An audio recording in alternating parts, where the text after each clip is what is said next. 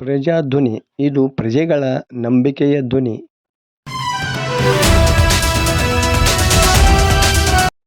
ಪಾತಾಳಕ್ಕೆ ಕುಸಿದ ಶೇಂಗಾ ಧಾರಣೆ. ಸದ್ಯ ಮಾರಾಟಕ್ಕೆ ಬಂದಿರುವ ಬಳ್ಳಿ ಶೇಂಗಾದ ಧಾರಣೆ ಪಾತಾಳ ಕಂಡಿದ್ದು, ಇದೀಗ ಅದನ್ನು ಬೆಳೆದ ರೈತರು ಕಂಗಾಲಾಗಿ ಹೋಗಿದ್ದಾರೆ.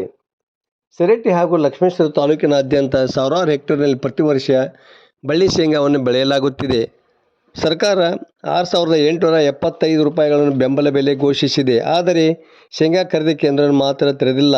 ಇದರಿಂದಾಗಿ ಬೆಲೆ ಕುಸಿತ ಕಂಡಿದೆ.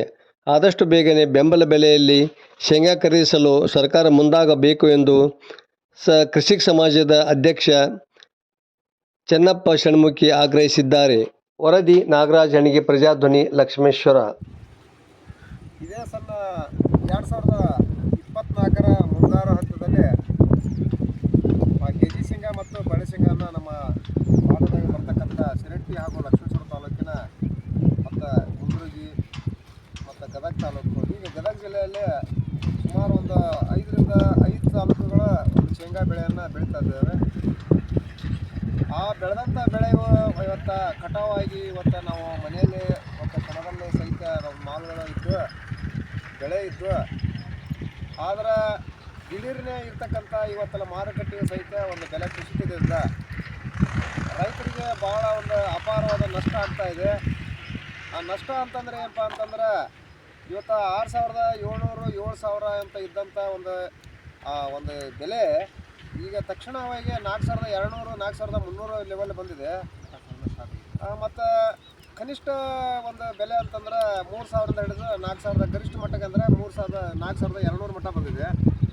ಹೀಗಾದ್ರೆ ರೈತರ ಬದುಕು ಇವತ್ತು ಆಳಿನ ಖರ್ಚು, ಒಂದು ಕಾರ್ಮಿಕರ ಖರ್ಚು ಒಬ್ಬ ವ್ಯಕ್ತಿಗೆ ಸುಮಾರು 300ರಿಂದ 400 ರೂಪಾಯಿ ನಾವು ಪ್ರತಿದಿನಕ್ಕೆ ನಾವು ಒಂದು ವ್ಯಕ್ತಿಗೆ ಕೊಡಬೇಕು. ಆದರೆ 300ರಿಂದ 400 ರೂಪಾಯಿ ಕೊಟ್ಟರೆ ಇದರ ಒಂದು ಕ್ವಿಂಟಲ್ ಸರಾಸರಿ ತೆಗೆದಾಗ ಆಳಿಗೆ ಖರ್ಚು ವೆಚ್ಚಗೆ ಮತ್ತು ಸಮನಾಗಿ ಹೋಗಿಬಿಡ್ತೈತಿ. ರೈತರಿಗೆ ಆದಾಯ ಇಲ್ಲದಂಥ ಪರಿಸ್ಥಿತಿ ಆಗೈತಿ. ಹೀಗಾಗಿ ಇವತ್ತು ರೈತ ಇದನ್ನೆಲ್ಲ ಬೆಳೆ ಮಾಡ್ಬೇಕಂದ್ರೆ ಪೂರ್ವವಾಗಿ ಸಾಲ ಸೂಲ ಮಾಡ್ಕೊಂಡಿರ್ತಾನೆ.